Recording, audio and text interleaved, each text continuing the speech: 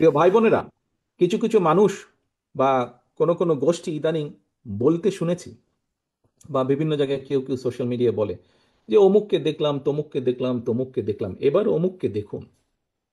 যাদের কথা বলে অমুককে দেখুন, প্রিয় সহকর্মীবৃন্দ, তাদেরকে তো দেশের মানুষ 1971 সালেই দেখেছে। যে 1971 সালে তারা তাদের নিজেদের স্বার্থ রক্ষার্থে কিভাবে লক্ষ লক্ষ মানুষকে হত্যা করেছে, ঠিক যেভাবে পতিত স্বৈরাচার পালিয়ে যাওয়ার আগে হাজারো হাজারো মানুষকে হত্যা করেছিল ক্ষমতা ধরে রাখার জন্য।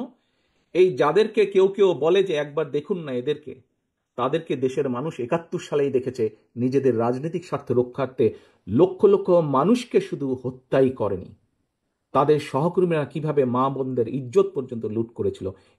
এই কথাটি আমাদেরকে মনে রাখতে হবে। এখন প্রিয় ভাই বোনেরা, কথা অনেক হয়েছে, কথা অনেক হয়েছে।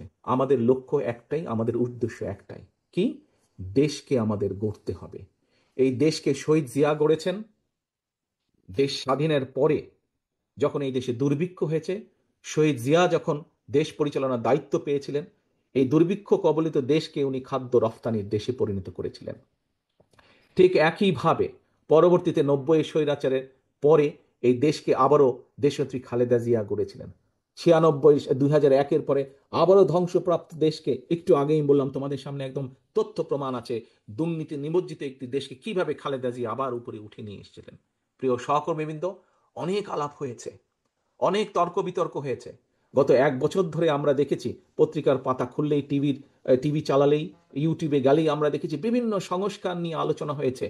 কিন্তু একটি সংস্কার মধ্যে তোমরা আজকে যেই কয়টি বিষয় নিয়ে আলোচনা করেছো, তোমাদের কর্মসংস্থান, তরুণ সমাজের কর্মসংস্থান নিয়ে আলাপ করেছো, মহিলাদের এম্পাওয়ারমেন্ট নিয়ে আমরা আলোচনা করেছি, কৃষকের কৃষি কার্ড নিয়ে আমরা আলোচনা করেছি, আমরা মানুষের স্বাস্থ্য সেবার জন্য প্রান্তিক মানুষের দোরগোড়ায় স্বাস্থ্যসেবা পৌঁছে দেওয়ার জন্য আমরা স্বাস্থ্যকর্মীর বিষয় নিয়ে আলোচনা করেছি। আমরা আরো আলোচনা করেছি কিভাবে আমরা খাল খনন করব, কিভাবে আমরা বৃক্ষরোপণ করব।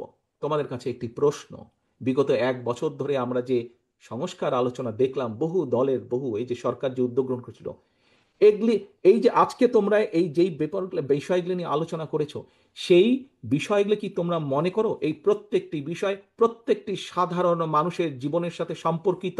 তোমরা কি মনে করো? তোমরা সারাদিন যেই বিষয়গুলি নিয়ে আলাপ করেছো, তোমরা কি মনে করো যে এই প্রত্যেকটি বিষয় সাধারণ মানুষের সাথে, জীবনের সাথে সম্পর্কিত? Yes or no? ইয়েস কি ইয়েস? সম্পর্কিত? ওকে, তাহলে সম্পর্কিত।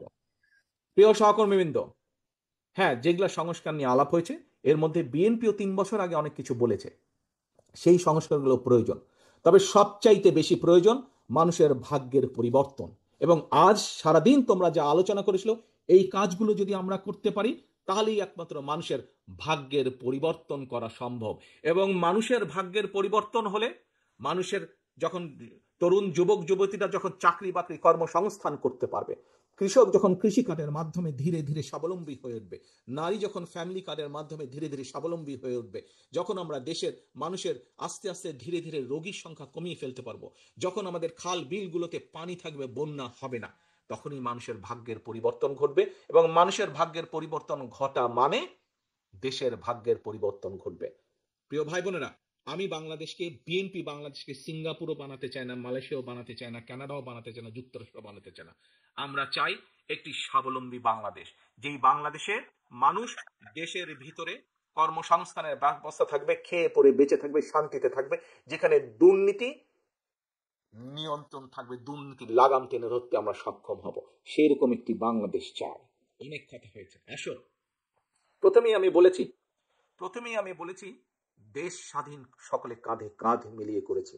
দেশ স্বাধীনতার যে যুদ্ধ, সেই যুদ্ধ কাঁধে কাঁধ মিলিয়ে লক্ষ লক্ষ মানুষ একসাথে করেছে, তখন কেউ তাকায়নি কে কি।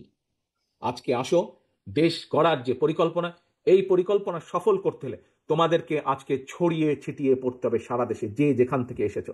এবং শুধু ছড়িয়ে ছিটিয়ে পড়লে চলবে না, তোমাদের হাতে যে ফোল্ডারটি দেওয়া হয়েছে, হয়তো সংখ্যা কম, আমরা চেষ্টা করব তোমাদের কাছে আরো এই ডকুমেন্টগুলো পাঠাতে।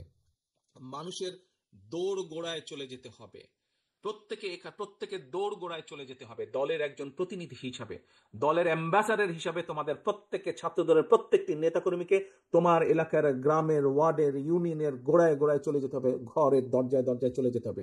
মা বোনদেরকে বলতে হবে তাদের জন্য আমরা কি করব, কৃষকদেরকে বলতে হবে তাদের জন্য আমরা কি করব, তরুণ যুবক যুবতীদেরকে বলতে হবে তাদের কর্মসংস্থানের জন্য আমরা কি করব। অর্থাৎ তোমাদের হাতে যে কাগজগুলো আছে, সেখানে প্রায় সমাজের প্রত্যেকটি মানুষের কোনো না কোনো একটি আশার আলো আছে।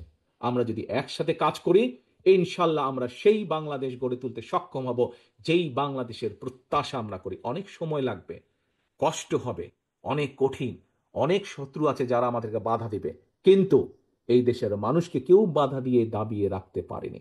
ইনশাল্লাহ দেশ গড়ার পরিকল্পনা কাজ যখন আমরা শুরু করব বাংলাদেশের মানুষের রায় নিয়ে, তখনও ইনশাল্লাহ কেউ আমাদেরকে দাবিয়ে রাখতে পারবে না। কিন্তু তোমাদেরকে সকলকে যেতে হবে আজকে মানুষের দৌড়গোলায়, মানুষকে ঐক্যবদ্ধ করতে হবে। ভাই বোনেরা, তোমাদেরকে আরেকটি কথা বলি, দুইটি বিষয় আমি উল্লেখ করব। দুইটি বিষয় উল্লেখ করে আজকে তোমাদেরকে ছেড়ে দিব, এবং ছেড়ে দেওয়ার পরে যেই কাজটি বললাম সেই কাজটিতে কিন্তু তোমাদেরকে প্ল্যান করতে হবে। তোমরা এখানে যারা আজকে ছাত্র দলের বিভিন্ন ইউনিটের নেতৃবৃন্দ উপস্থিত আছো, তোমাদের নিচে তোমাদের আরো অনেক সহকর্মী আছে।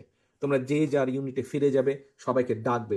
তোমরা যা জেনে গেলে, যা শিখে গেলে, তাদেরকে সেগুলো তোমরা বলবে, বোঝাবে, এবং ছুটে বেড়াতে হবে, ছড়িয়ে পড়তে হবে, মানুষের ঘরে ঘরে ছড়িয়ে পড়তে হবে। মানুষকে বলতে হবে যে বিএনপি আগামী দিনে এই এই কাজ আপনাদের জন্য করতে চায়।